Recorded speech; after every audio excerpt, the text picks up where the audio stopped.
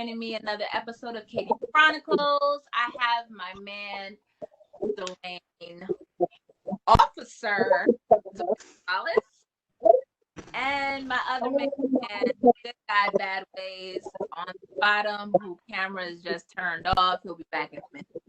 All right. So, with everything that's going on, I just wanted to bring these two together, officer and civilian. Just talk it out, let everything be known. Once again, Officer Wallace, I appreciate you taking the time out to show some to me. And just get down to it.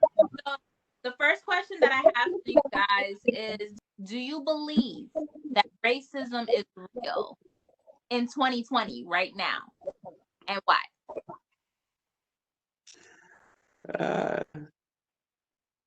I think it's real. I think it's real. I think it's out there. I think it's more ignorance than racism. Okay. But I think it's there. But I don't think it's as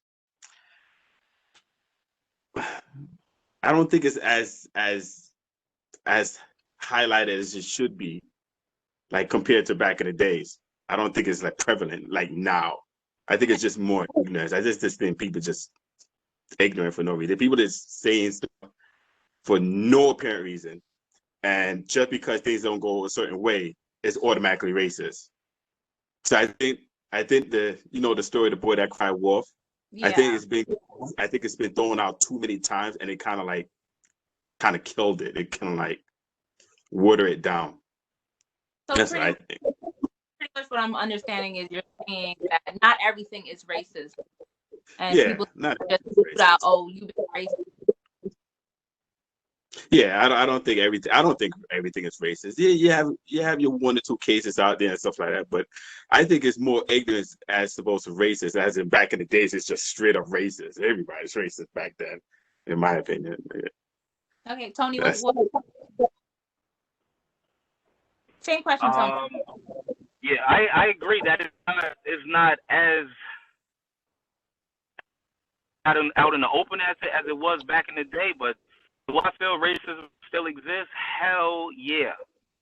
Hell yeah, I definitely do. You can look at any topic you want to bring up. It's clearly about race, like police brutality, right?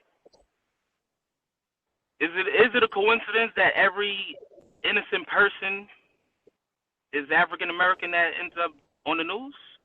Like with that's unarmed. Okay. Right, and then now, just put it like this. You ever seen the movie A Time to Kill? Yes.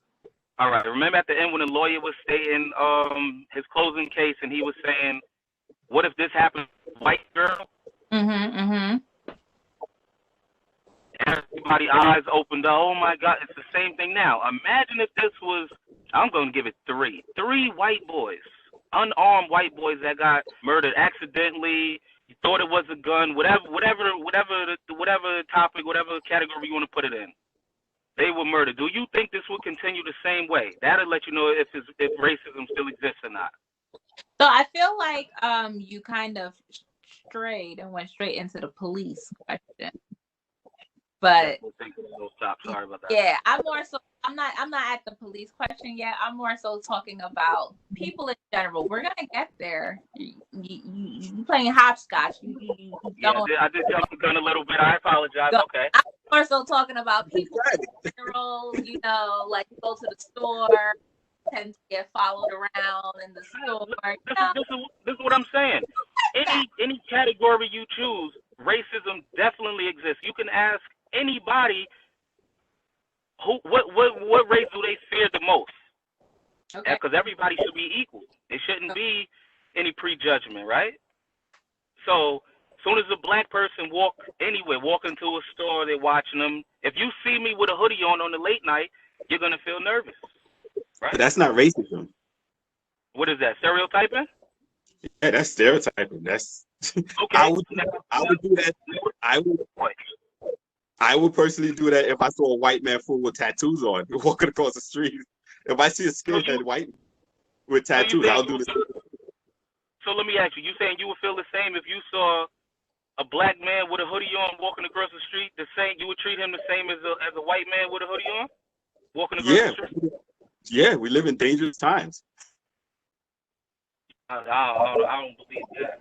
You know what I mean? I honestly don't believe. So you don't feel there's racism going on? You feel it's to a minimum? I think it's a minimum. Yeah, I just think it's just pure ignorance. I think this whole Karen thing is just pure ignorance. I think I'm not saying it doesn't exist. That's not what I'm saying. It's there, but I don't think it's. Oh, huh? You brought a prime example. What you just brought up. You said the Karen incidents, right? Yeah, that's just a stupid lady. Karen. Like. Now, so if it's really not that big of a deal, then why would they take it serious and pass a law behind it? Oh, that's because there's an outcry. Whenever there's an outcry, something going on. People, politics get involved, and everything changes. But right. They didn't really have to pass a law because there was always something where you could call the cops if somebody's harassing you. The harassment law has always been out there. It's never changed. Right. Now you don't. Oh, okay. So what I feel like Dwayne is saying is, it's not so much racism, it's more ignorance with the Karens and the Kens. They're being more ignorant. Okay, yeah. Like, because ignorance and racism kind of goes hand in hand. If somebody, all right. So, all right. The first thing we have to figure out, we have to identify what is racism. All right. If somebody calls a cop just because a black man that they never seen before is in a neighborhood, a white predominant neighborhood, I think that person is more cautious than being racist. If she came out and said, "Oh, you don't belong here because you're black," then yeah, you could say racism. You could definitely say that. Okay. But if the person says, "I've never seen you here before. I never seen you in this building before," that's not racist. That's just being ignorant. That's just being. Now, mind you, if you're not a security guard and you're not an officer, who are you to be questioning me? Say I'm coming to visit you, and your neighbor stop me and approach me like that. Would that be okay? I'm coming to visit you, but I never been to your house before. If I'm a tenant in a building, right? If I'm a tenant in a building and I've been there and I've been living there for years, so I pretty much know everybody there, all the neighbors and stuff like that, and I see the weird person come there, I could question it. Why shouldn't I question it? It's my safety. I got my family there also.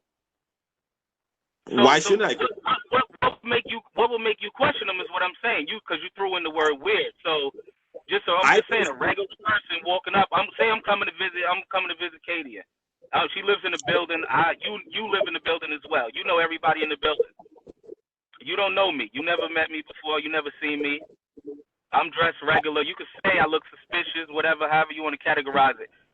Is that your job to question me and weed out who should be coming in and out the building? Oh, where am I going? Where am I living? Should you be able to ask me that? That's not racism. That's just somebody being nosy. Okay. you remember back in the day, we got the old nosy neighbor that want to see everything and question everything. That's who you're talking about. The reason, but hold on, but the reason because it's black. That's crazy coincidence again. Yeah, but that person they're talking about is black. But you got to listen to the conversation that she had with 911. She's saying that there's a person here that I never seen before, and I asked him to leave the building. That was her reason. It wasn't, "Oh, there's a black man here and we don't allow niggas here." That's not the reason she gave. The reason she gave. If they're white, would they have done the same thing? If they was white, would you see it on TV? Would you? No, you wouldn't. Why not? The same reason why white people don't What's get that? stereotyped. Why not? Because white people don't get harassed. They don't get stereotyped. It's just nobody looks at it. Nobody cares about white on white. No, nobody cares. Be serious. Be honest. Nobody cares. We're black. We don't care what white people really do. We don't care that white people call people. No, because nobody really cares about white on white crime because we already dealing with black on black crime, number one, right? White on white crime, right? So why are we worrying about white on white crime if we already worrying about black on black crime? Now we're worrying about white on black crime. So why would I care about white on white crime? It's already on my plate. the reason why you don't see white on white crime, particularly in social media or on the news and stuff like that, because it just don't sell. It doesn't sell. All right. A white cop killing a black person sells. A white person going out killing black people sells. Anything when it comes to racial incidents sells. White on white is not going to sell. Look, you have black on black crime all in Chicago. How often do you see the media push that? Absolutely. Okay. All right. What if it was black on white crime? What if black people started murdering white people? Would that hit the news? No, it wouldn't. There's Whoa, hold on. I'm sorry. You said no? There's been cases where there was a case where I forgot where it happened at. There was a case where some black kids kidnapped a white handicapped dude, mentally challenged individual, kidnapped him, bring him in a room and stuff like that, and beat him up and told him that talk bad about Trump and some nonsense like that. And that didn't really hit the news. But that's not the same. That's assault. You're talking about black and white. I'm talking about murder. I'm talking about black people murdering white people. Would that hit the news? Because assault is nothing. You'll see that. But I don't think you'll see it. I don't think you'll see it. You'll probably it'll probably be a headline news, but it won't be like a whole week type of thing. You know what I'm saying? It won't get that much of exposure. It just won't. It doesn't. I agree with you 50%. I agree with you 50%. You know why? Because they won't allow that to continue. That's a whole fact. That is not happening in America. But they won't allow that to. Say that again. You gotta further elaborate that answer. What do you mean? No problem. White America will not allow African Americans to treat them as they treat us. That's a fact. That's no rumor. That's no I heard. That is a fact. That's why it's so much controversy in the world. You don't agree with that? I'm trying to understand. I'm trying to roll with it. I'm trying to get it. You're gonna have to elaborate some more. All right. Do you feel black and white people are treated equally? To a certain extent. As a whole race, nothing individual, nothing specific. Under what category? Hold on. Y'all both are talking and y'all like bouncing off of each other. As far as like the way they're treated in stores, purchasing things, any stereotype you want to put on them. Do you feel black and white people are treated equally? As me as a black man and another person as a white man, us both walking into a store, will we get treated and viewed the same way? All right, hold on, Tony. No, I don't think so. But I think it all depends. I mean, perception. All right, let's put it this way. Do you think a man with a suit goes into a store, get treated differently for a black man with a suit, get treated differently from a black man in a hoodie going into a store?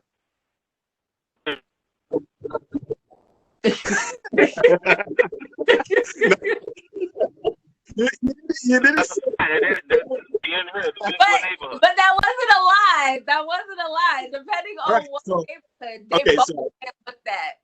Let's put things in perspective. What the climate is right now and stuff like that, where you have a lot of people looting and stuff like that, particularly black people, right? Should with all this stuff that's going on, who you think would get looked at with a side eye more if they was to go into a Manhattan store? Since you want to talk about, it depends about the neighborhood. Let's say the Manhattan. Who would look differently? Who would get the side eye more? The person in the suit, the black man in the suit, that's well dressed, smell good, and everything, or I thought the whole smell good would look good, and then or the guy in the hoodie rolling up in the store in Manhattan. The guy in the hoodie gonna look suspect regardless. There you go. You know what I'm saying? So you got to put it where they dressing the same. You know what I'm saying? Because that's gonna be in the hood. They're gonna look at me. They're gonna look at me with the side eye if I got a hoodie on. And if you come, all right. So, well, unfortunately, we don't live in a perfect world. Unfortunately, we don't live in a perfect world, so that kind of stereotype is always going to exist. Why? Because the perception that you see is a guy that's in a hoodie, a black dude that's in a hoodie, is more than likely up to no good. That's the perception out there. Unfortunately, that's what the media puts out there. No, So that I agree with. What if they both had on the suits? So you can't fault that person, that idea, the perspective that's already given to them. You can't fight them for that. That's You going off the dress code. You going off the dress code. What if a black man and a white man had the suit on? What if they both had the suit on in Manhattan? A white man and a black man? Yes. Both. Why would they be treated any differently? In the perfect world, you wouldn't. Why? But why? If you're saying, hold on. I have a question. If you're saying, all right, go ahead.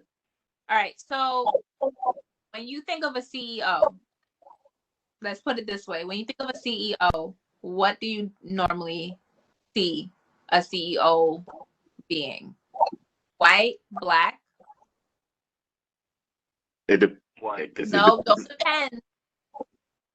White. If you think of a CEO, what do you think of? I'm thinking he's white. Thinking whether he's running the business, whether he's running a record label, he's white. Studies have shown when they put that question up, they put pictures of people, and people always pick a tall white man, blue eyes or brown hair, brunette hair, as a CEO. But that's neither here nor there, because it all depends on the individual. A black person, we don't have a lot of, well, now we do, but back then we didn't have a lot of black people that were successful holding that rank as a CEO. Absolutely. It's now, I would say, the last 15, 20 years or so, that's when you start to see people start to step their game up. Black people in particular start to step their game up and start moving up the ranks. You can even, I guess, you account that to affirmative action or whatever. But if you're good, if you're good at what you do, you can move up. I don't think it depends on race. Do you feel it's equal opportunity for black and white? Now, of course. Right now, today, you do? Of course. How? You have a choice. How? The neighborhoods are completely different. The schools are completely different. How is it equal? How? I live in a nice house. I got a nice school. Okay. Now, Black. prominently, what is in your neighborhood? Is it a mixed neighborhood? I got Dominicans. I got some white people, and I got some what's it? What's the majority? I got some Jews people. I got Mexicans. What's the majority? I got some Mexicans. Not living in the hood with all them mixed people. Can you count how many? No, I don't live in the hood. This is what I'm saying.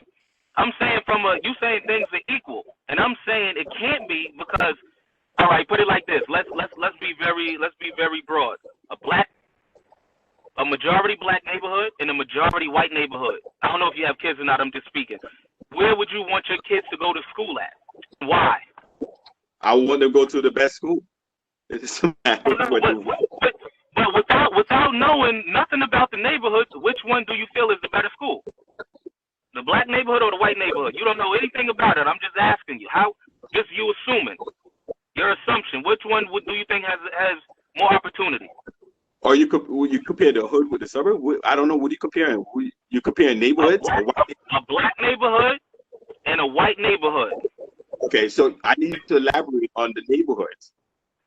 Because the hood. That's what I'm saying. Because if I do all of that, then that's what I'm saying. I'm saying it's not equal. No, you can't. So why would it matter?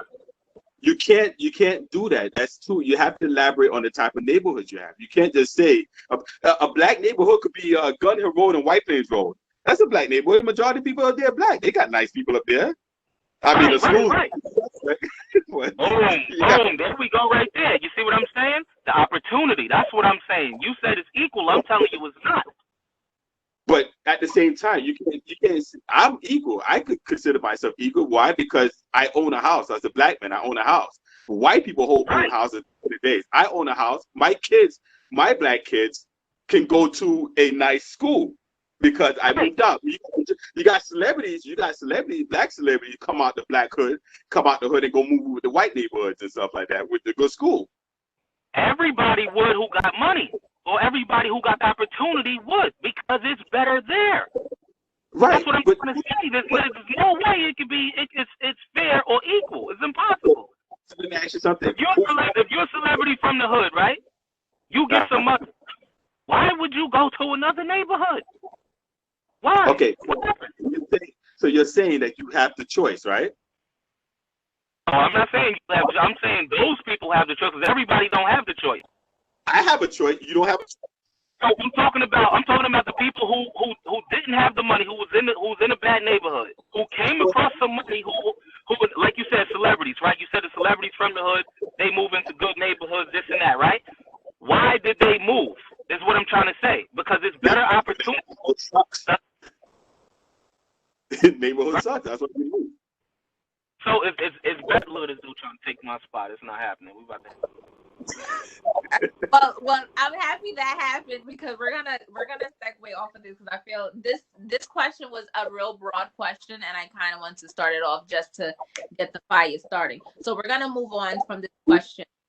I like to point out this, that every topic that you're gonna bring, you kind of like with a broad paintbrush, and there are like subcategories to these things. There's underlying. You got to like peel away to see what's actually going on. You can't just look at the onion like, yeah, this is right.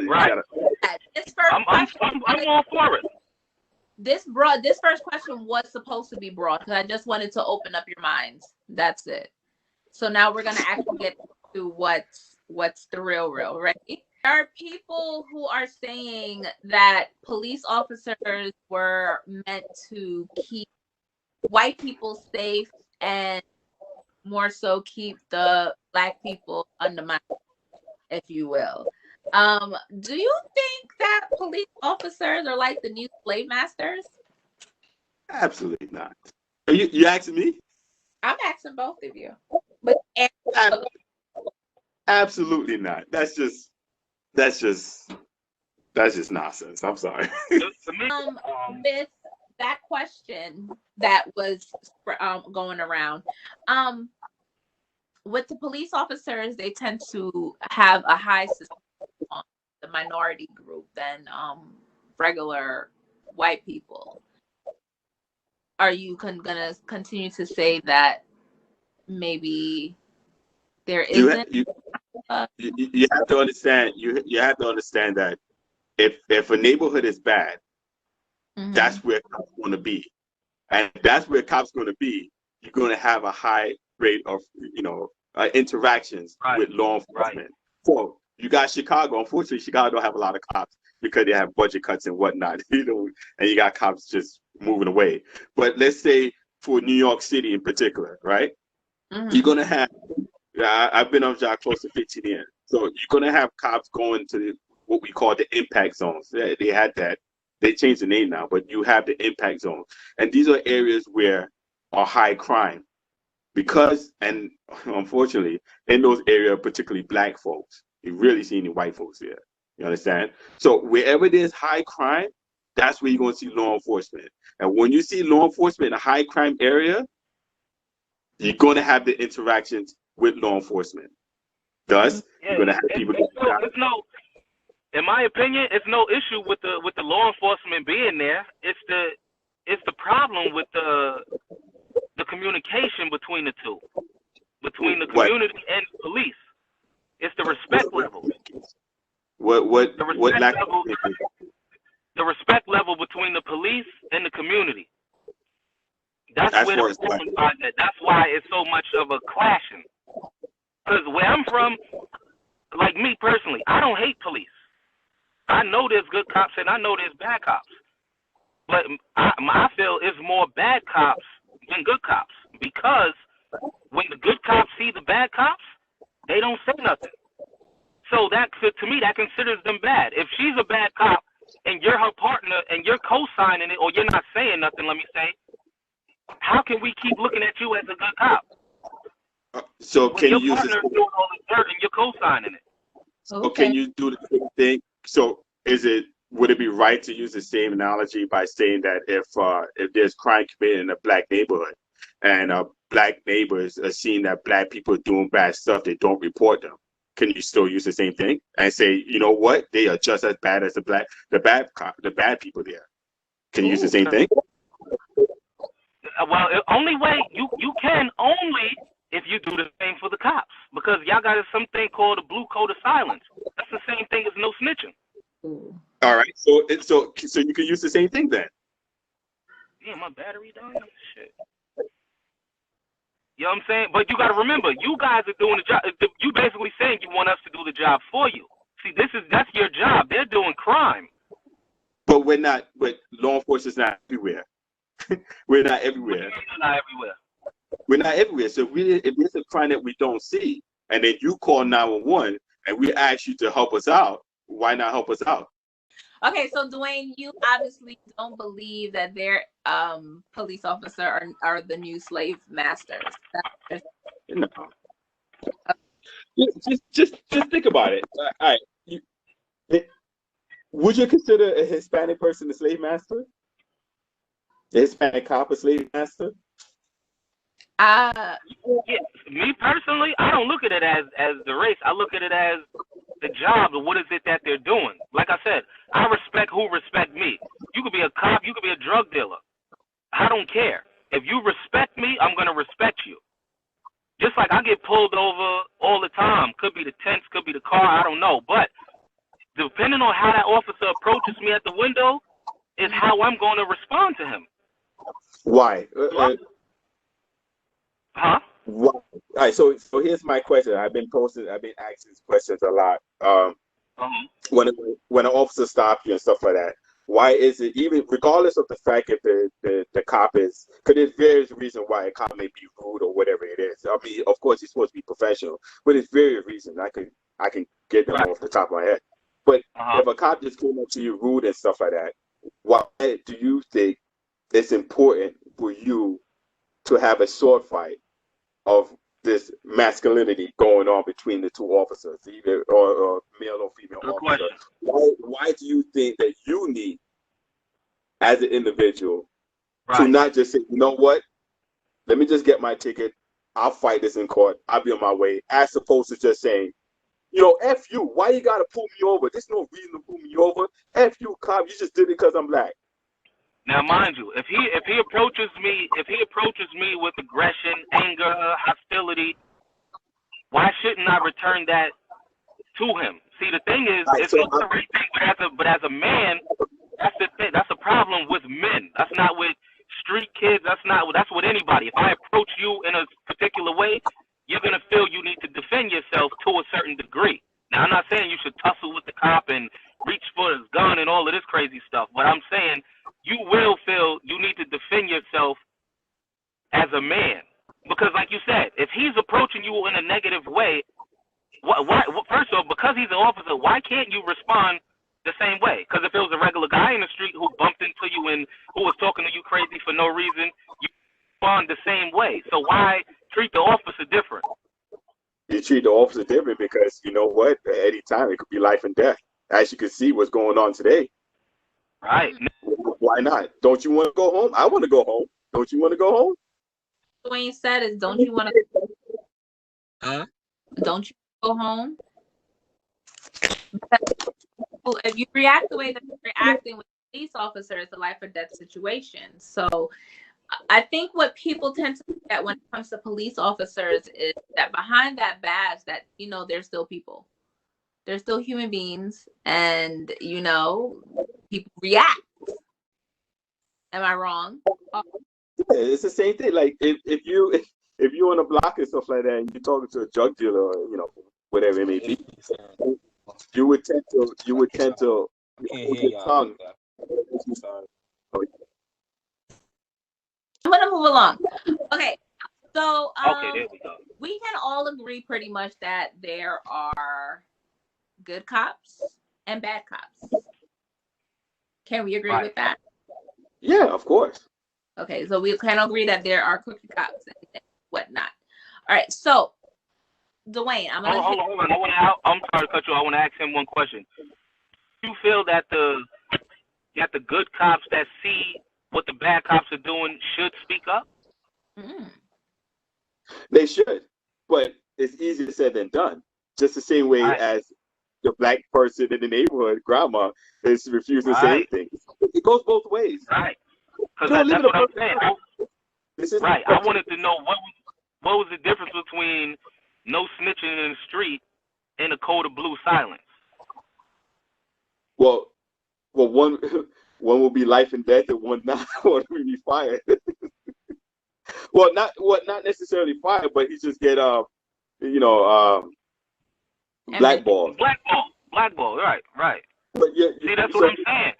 but That's what I don't get with police. I don't understand how police are asking people in the street to tell when this is an American thing. Like, mafia do not tell, people in the street do not tell, police do not tell on each other. So it's like, why would you want people in the street to tell to help solve the case when there's police brutality, but you won't help us arrest your partner or coworker, let me say.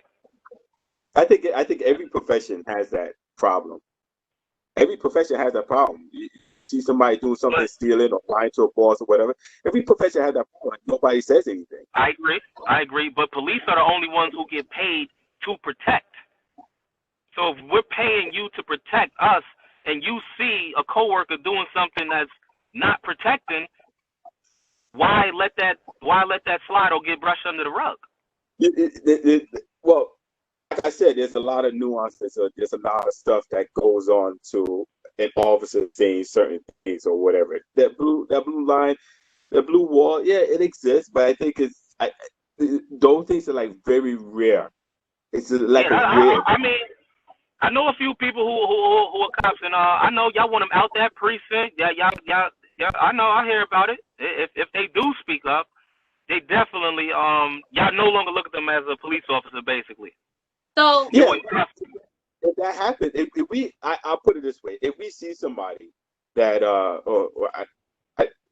think if you see somebody on the job, a police officer that's acting inappropriately and stuff like that, you kind of want to distance yourself. More than likely, you distance yourself away from them. Don't want to be partners with them. You don't really like bring it to the boss or nothing like that. But you kind of like stay away. I get what you're saying. Yeah, I get what you're saying that a cop should, do that and just, he shouldn't be a cop and stuff like that.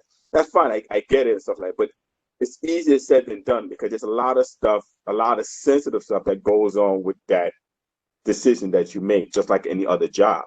You got people on a job. You got people on a job right now that saying, they've been, they getting touched by bosses and stuff like that. And they go to the precinct and they bounce from precinct to precinct, and that carries with them all through their whole career.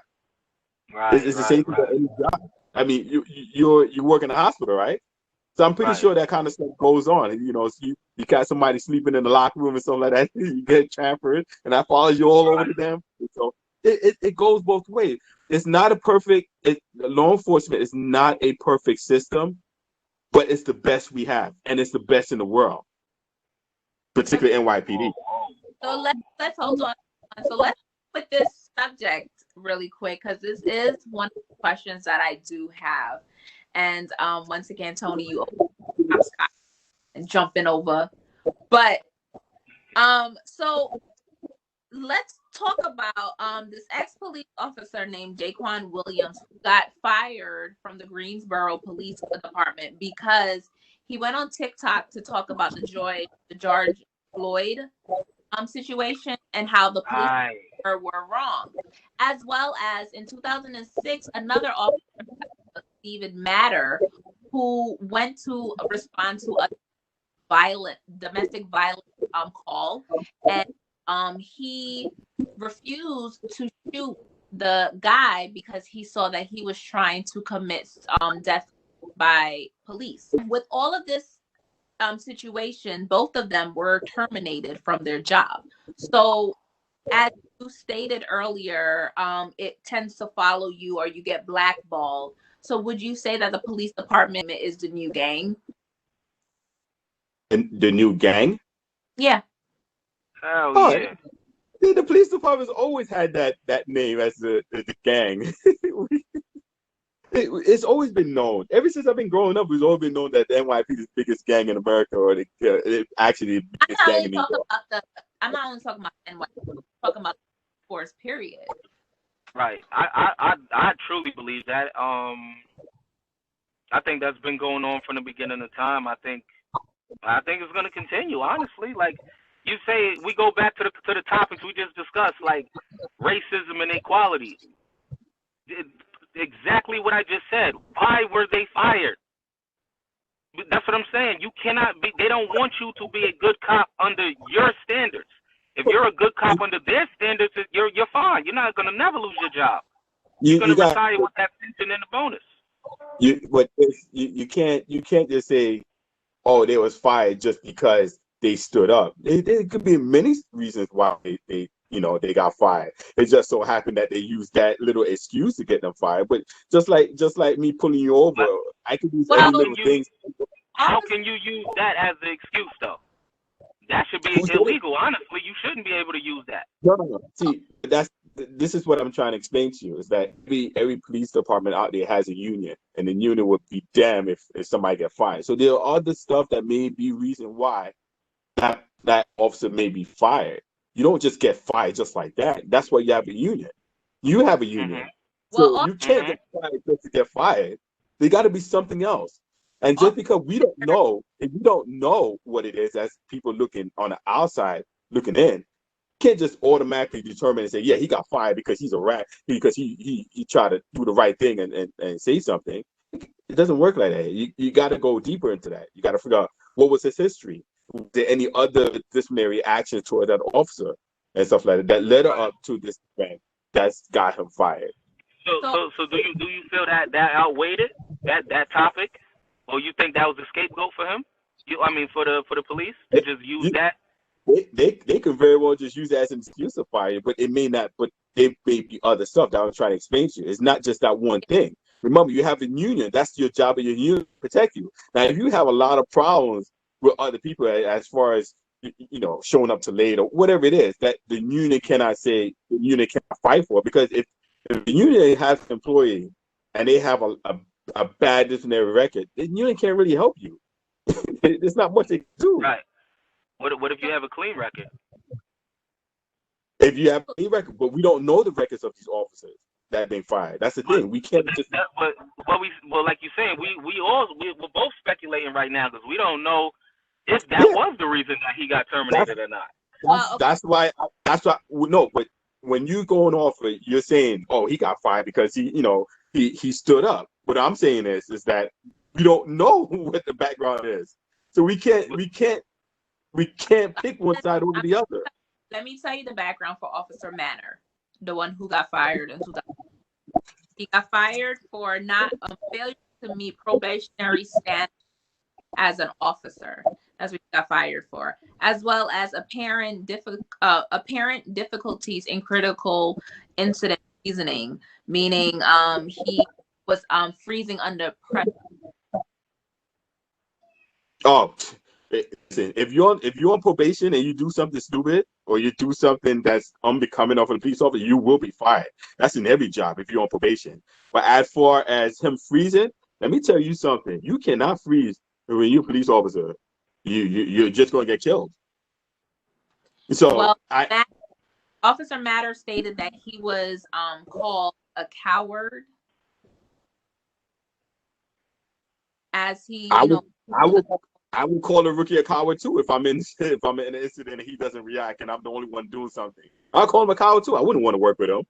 But if he saw that the man clearly has some kind of mental issue and decided to try to work with him, why would he call the coward if he just didn't want to, kill him? That particular situation, I don't know too much about. I heard about it, but I don't know too much about it. I don't know if the emotionally disturbed person had a weapon. Did he have a weapon? I don't. He had his gun up, but he never aimed it. It was, I think other officers came on the scene and they shot him.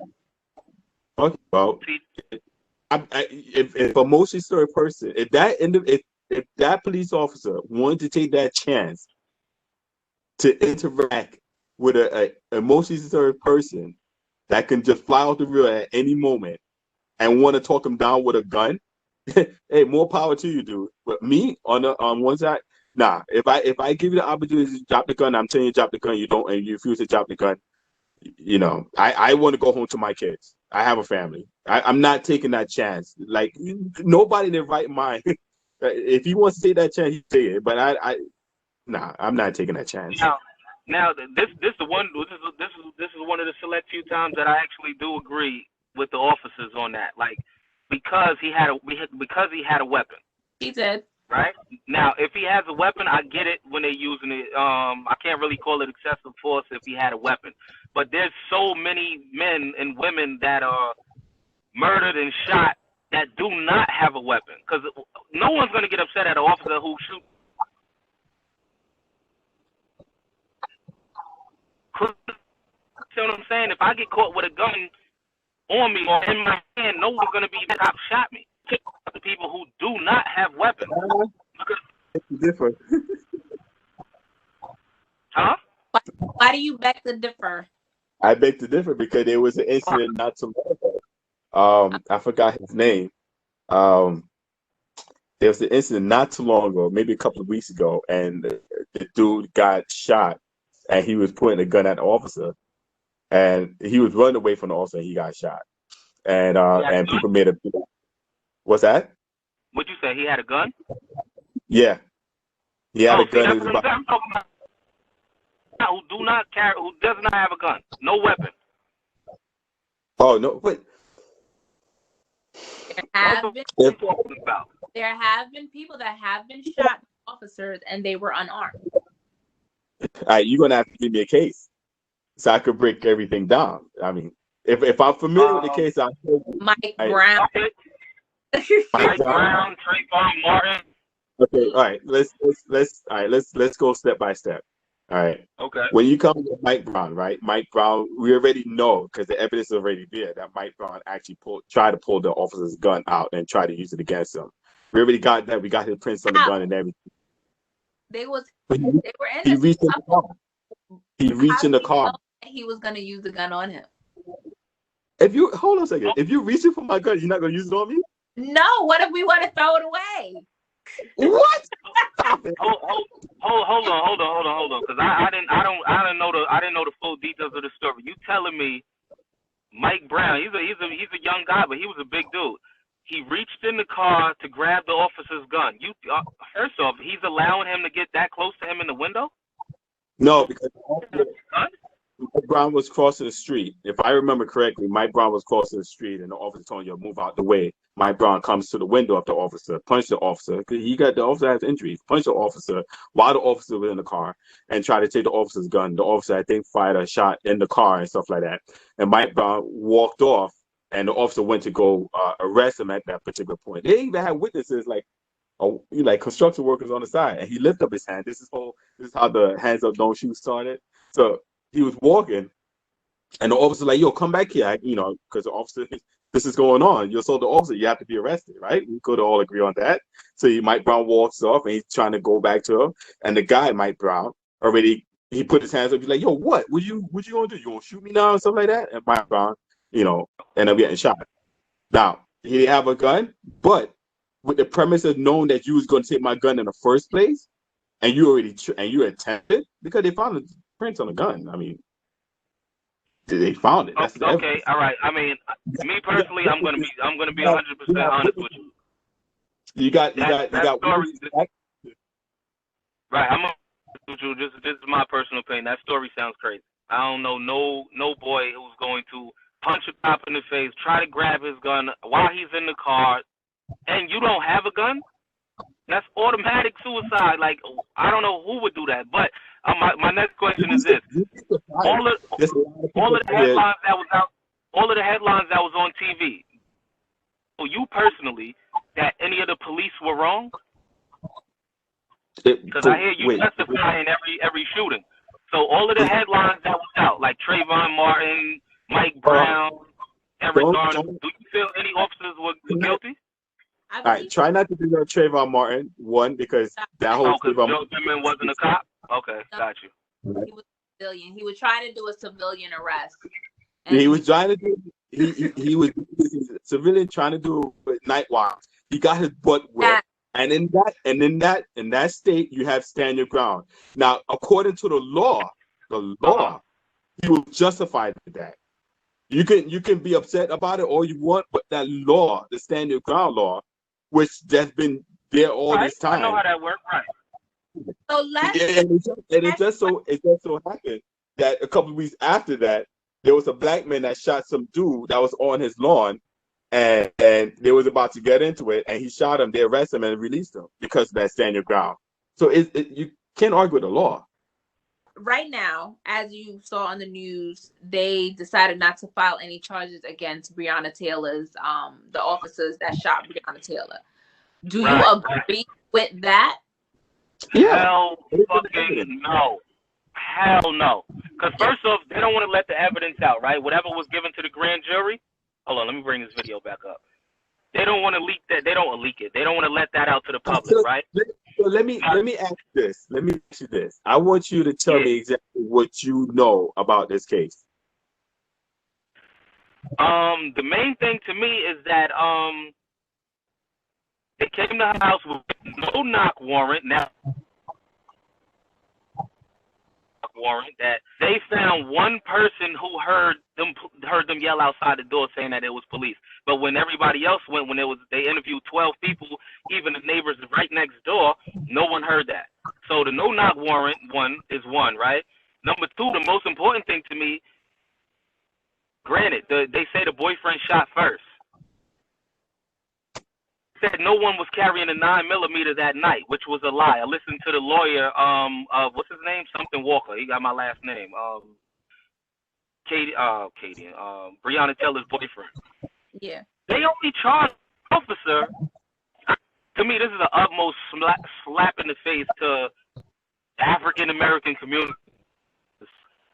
I didn't charge officers, right? But y'all charged officers for all that missed her. So every bullet that hit her, it's okay. She died. Don't worry about it. But the bullets that went through the door of the neighbors in apartment 3, that's what the officer got charged for? And you shot, every bullet hit the wrong person. Boyfriend shot. So that's all you got from the case? No, I got a lot. I just need to hear what you're saying. I heard all of it. I heard everything from his lawyer. I asked you what you know about the case. Yeah, because we're gonna go back and forth. I'm not gonna give what you heard. Because all right, so this is go off of what we hear in the news from what they tell us. Can you give us a clear understanding? All right, so help me understand. So from my understanding, this is what I got, and this is me looking at the reports and stuff like that. This is what I got. Mm-hmm. The first boyfriend that was there, they arrested him on a warrant, right? Mm-hmm. They arrested him, got him, and brought him back to the base. He wasn't shot, nothing. They arrested him, bring him back to the base, right? When they bring him back to the base, they interview him. This dude decided to give up Breonna's name and said, Breonna knows this, Breonna knows that, and did this and do that, and blah, blah, blah, blah, blah. And they said, all right, bet, cool. I guess maybe because you wanted less time, because that's how we all know everybody. If you got info, you're going to probably get less time or stuff like that. So they took the info, they go to the judge, because you cops don't do warrants unless they get it approved for the judge. And based on the information that they got it. The judge approved the warrant. It's a no-knock warrant. So now the cops got that warrant. They go over there, they knock on the door. So regardless of the fact that... Sorry to cut you off. I want to know who was the warrant for? Was the warrant for the boyfriend or for Breonna? From what I got, it was for Breonna. Her name was on the warrant.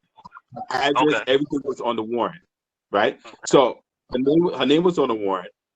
They go there, and when they go there, it was a no-knock warrant. They knocked anyway, identify themselves. So even if you just get one, it doesn't matter if one person heard the cops identify themselves or nobody. It was a no-knock warrant. It doesn't matter at that point. But nevertheless, they knock on the door. When they went, they were shot at. Not only were they shot at, one of the officers, the sergeant, got struck. He got hit in the stomach. He was shot. In the thigh, in the thigh, and I think in the stomach. I think 2 officers got shot. So one officer got shot. All right. With that being said, they did what they're supposed to do. that being said, Breonna wasn't sleeping. Breonna was in the hallway. So she got caught in the crossfire. She got caught. So so after that case, after that, it went to court, and you're judged by your peers. This is your jury. It's a jury, and based on the evidence given to the jury, that's what they found. They found the cops not guilty. They charged one of the cops for reckless endangerment because he fired a shot without even seeing anybody. That's why that shot went to room 3 or whatever. So now mind you, the officers' stories wasn't corroborating together. The cop who shot from outside in the back said he was firing because he kept seeing the sparks come from the gun.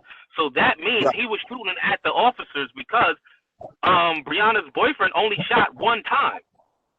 They were the only ones. One cop shot 10 times, the other cop shot 16 times. So the bullets, the shots were coming from them. So the officer outside who was shooting recklessly, he was the one shooting at the officers, number one. Number two, the cop saying he got shot in the house, and the other officer saying that he seen the blood. There was not one drop of blood in the house nor on the door. He didn't realize he was shot to outside. Which cop you talking about? The cop that got charged? I don't know which is that. The one who got charged is the one who was outside. The one I'm talking about, the cop who actually got shot. He's saying that when his partner pulled him out, when he rushed back in to do shooting, he said that he was pulling him out because he seen blood everywhere. Remember, the officer got shot. This is the officer who was gone for 4 hours. Was when they was trying to question him. Right. And he got a millimeter. Because remember, they was all carrying 40 cals. Right. So that's why he keeps saying the boyfriend did it. I'm not too particular what kind of gun they was carrying. All I know is, the important, you can go into details and stuff like that, but the most important thing here is that the fact that they had a warrant, it was a no-knock warrant. They went, they were shot at, they returned fire. The one cop, so all those other cops that didn't get charges, it was justified shooting. You shoot at a cop, you're gonna get shot at. The other dude that was just shooting, I don't know what was going through his head, but if he shot and he didn't see nobody, he's going to be charged. Every cop would get charged for that, reckless endangerment. I mean, that's just how it is. Granted, the boyfriend shot at the cops first, say he shot an officer, say all of that is true, right? So, Breona Taylor, just a casualty of war? Like, nobody should be held accountable? If she's in the hallway and there's shots fired, like what do you want the officers in a perfect world? She could have did the Matrix. She could have dodged the bullets. The officer could have flipped over the chair. The officer could have had the bullet curve and hit the dude. So that's exactly what I'm saying. So she's basically just a casualty of war. You gotta just charge that to the game. Unfortunately, stuff like this happens. You'd be surprised how often it happens. That's just how it is. When the cops not out there trained to shoot guns out people's hands and stuff like that, it happens. It's a casualty. The same way you have dudes letting off rounds, and the rounds end up going and hit a baby while the baby's sleeping in the bed. It's the same thing. You don't intend for that person to get shot, but it happens. I'm pretty sure that the cops didn't go there intending that another boyfriend would have been there, he's carrying and shooting and all that stuff. They wouldn't intended that. They wasn't intended to go there. Remember, they got the one for the female. It's very rare that you get a female going while I want to go shoot. It's very rare. They wasn't expecting that. So basically, they justify it with the civil suit, basically, like every other person that gets murdered. I don't know if they're going to be civil suit, but more than likely they probably go with civil suit. But at the same time, no, they gave the money already. It was $12 million. The family got it already. They got the $12 million, but don't get it twisted and paint this woman as some kind of like innocent victim. I mean, well, why not? Nobody has no proof of what he's doing other than another criminal. Hold on. If you want somebody to blame, you blame her boyfriend, first boyfriend that ratted her out and say that she's carrying guns. This is what I'm saying. What if he said that about me? I'm going over what he's saying with no proof. What's the proof? Because y'all didn't charge me yet, so it clearly can't be. The proof is. But the proof. Hold on. Like I said, the cops didn't go there with the intent to go there having a shootout. You know what I'm saying? They were on there to get drugs and her. because of what this guy said. You understand? Based on what this dude said to them, because he wanted less time, that's what they go off of. Right. Especially if they know that this dude is a known drug dealer. If he's a known drug dealer, then you know what? The information that he probably gives is probably valuable. So Right. can you Now, explain to me the hold on, can you explain to me Dwayne, real quick? Why did they decide to send her mother to the hospital knowing that her body was in that house? Why Say did that they again? try so hard to like cover up what went on? They sent the mother to the hospital. They said they didn't know if she was in there. They did so many like twists and turns in their stories. Why did they do that? Like if they did nothing wrong, if it was just a normal day and you know. Because when you have a shooter, any type of shooting and stuff like, especially when it comes to law enforcement, there's always an investigation. And when you have a crime scene and in the crime scene investigation, there's not a lot. You're not going to get that much information until detectives and IAB and all those other people come down, internal affairs come down and try to see what the hell was going on. You understand? So you're not going to come there and be like, oh yeah, we shot your daughter. Oh, by the way, she's dead. You're not going to get that. so mind you, but this took way over the time limit that it would really take for an investigation. Remember, this happened in March. Without the conflict in the street, this wouldn't have never even went to a grand jury. Investigation could be as long as it can be. There's no time limit for investigation. From the warrant. Huh?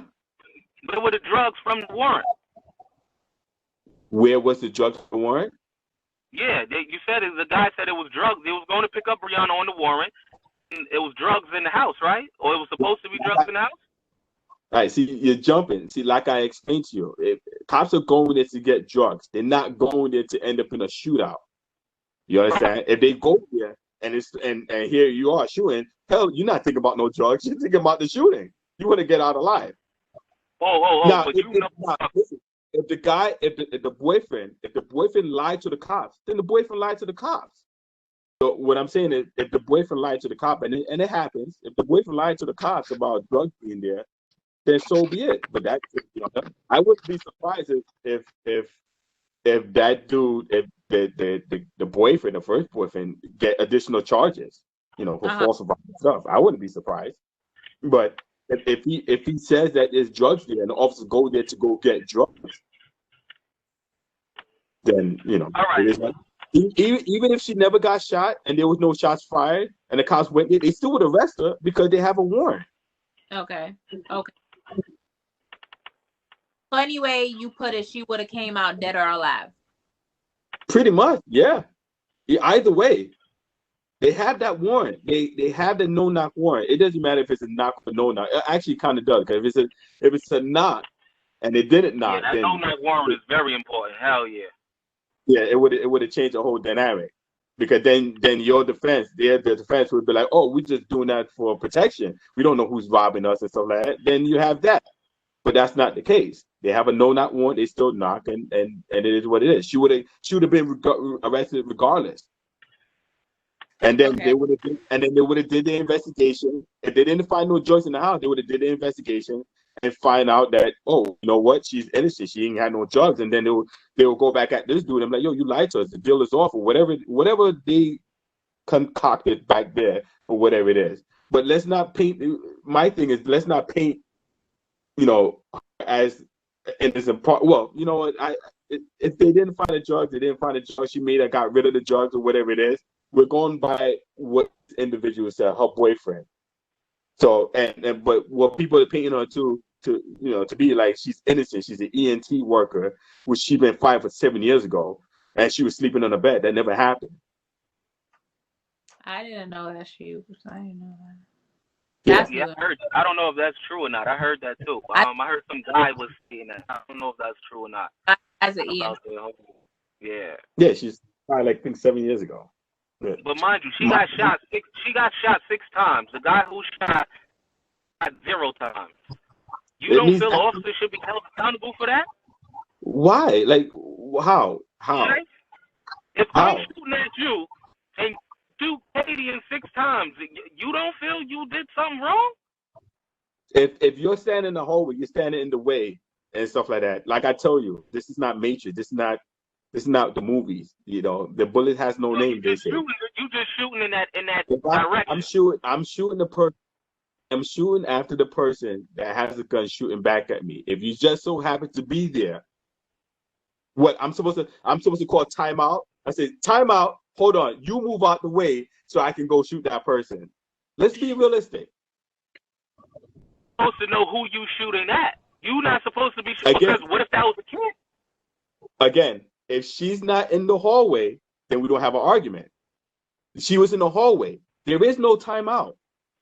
If she's standing there and we're shooting, this guy's shooting back at us, you want us to stop shooting until she move out the way. That's what you're saying. You want to stop shooting, make her move out the way, tell her to move, and then we go back and shoot the dude? No, because nobody is saying where she was standing, if she was running down the hallway or standing there with her hands up. No one knows that. No one can She was clarify that. She was standing in the hallway. They found her body in the hallway. The jury. What I'm saying, you got to remember. I want you to remember something. I want you to understand something. The jury that's there by the peers are not cops. They're civilians.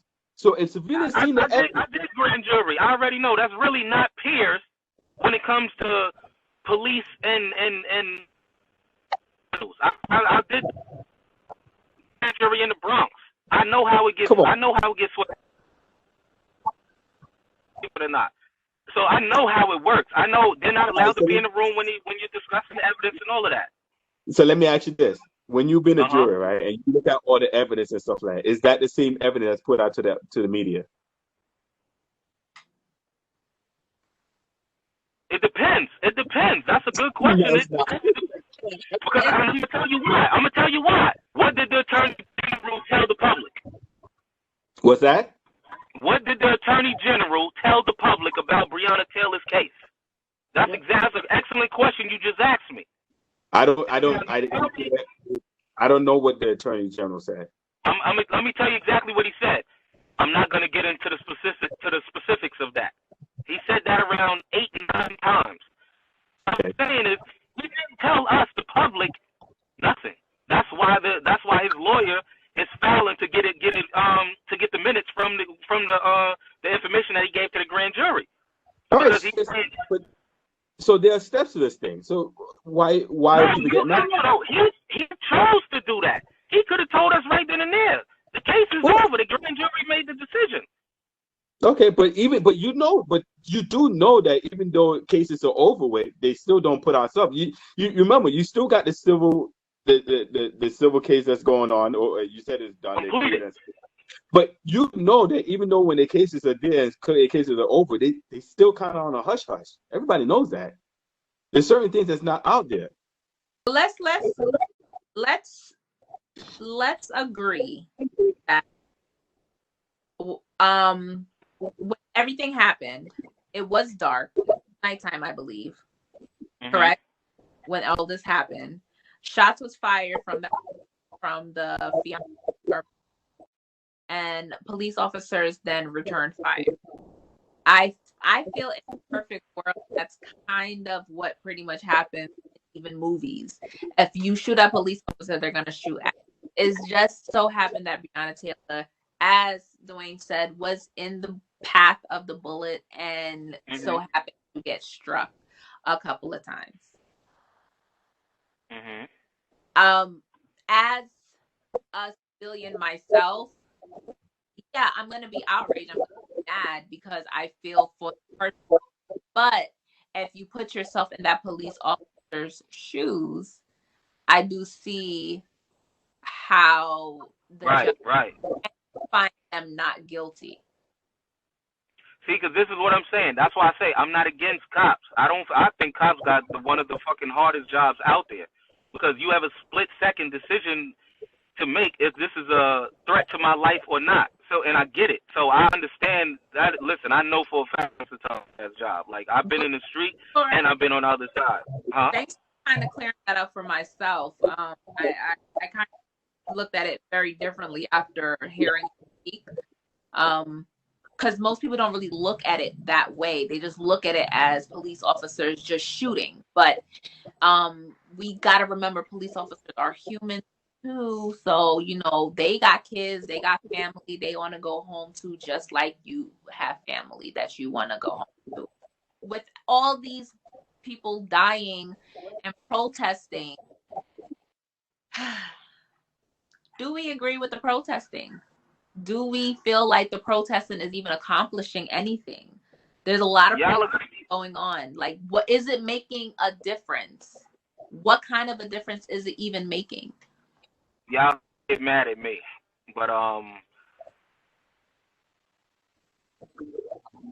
it's the protesting. No, not say 100% because I think it's needed, but no one. I'm gonna say, and I'm talking about the world when I say this. No one really paid attention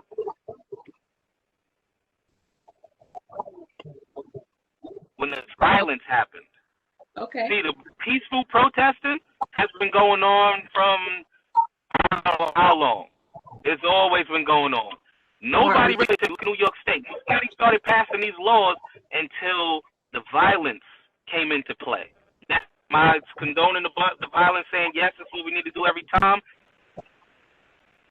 That's what brought the attention to the situation. Take George Floyd, right? Everybody was COVID-19 scared.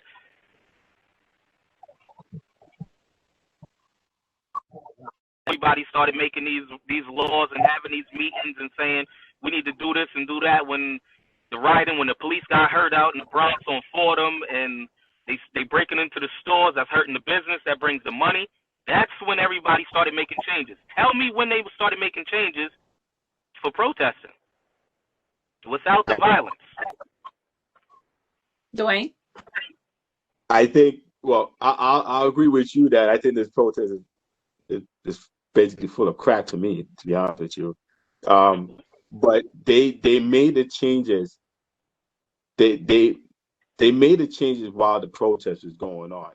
As far as the riot go, it kind of they made extra laws with that to try to calm the riot. But the protest, they already passed those laws. They're stupid laws, to be honest with you. They you know, as far as they made my job even harder. One of the laws that they passed was like, you know, I can't go on somebody's chest, right? You know, to hold them down. Like this, that's like the only, that's like the only way to hold somebody down. So put your body weight on them, and now you took that away from me. What do you want me to do? You want me to start breaking people's hands and breaking people's legs now? It doesn't. I think they mean on the restraining part. Like if it's 4 officers, right? And say I'm fighting one officer, right? And 3 officers come for backup. If one is grabbing me, choking me from behind, the other one has his knee in my back, and the other 2 are grabbing my leg. How the hell? This is what I never got with officers. I always wanted to understand this. How do you expect me to calm down by restraining me like that? You know why? You know how? How? Here's the thing. You're supposed to comply before all of that happens. So if I tell you to put your hand behind your back, hold on. If I tell you to put your hand behind your back and you want to sit there and be like, no, I ain't put my hand behind my back. You know what? Now you're going to deal with it. Now you got to deal with it. Resisting arrest is never pretty. Never. Never in history. Never in law enforcement history has resisting arrest been pretty. That's a crime I should be charged for. I shouldn't for it. You shouldn't be what? That's a crime. I should be charged for it, right? I shouldn't die. But nobody's. But here's the thing: you got to understand that law enforcement is not going with the intention of killing you. If you just so happen to die in the midst of being resisting arrest, what are you going to charge a cop with? Don't resist arrest. You comply. You go and you fight. That's what you call street. That's what you call street, court street or street court. There's no court on street. You put your hands behind your back and you go. So that way you go to court, you do what you want to battle me in court, then you battle me in court. And then we both live. Go home. What's that? Right. But this is the thing. Sometimes y'all go a little extra and y'all be degrading the person. Like me personally, I got a clean record. I respect the cops. I'm not allowing y'all to put my face on the concrete flat. I'm not doing. restrain me and however you want, but I think that's just too much disrespect. Like you putting your knee in my face. But if I tell you to put your hands behind your back, you won't be on the floor.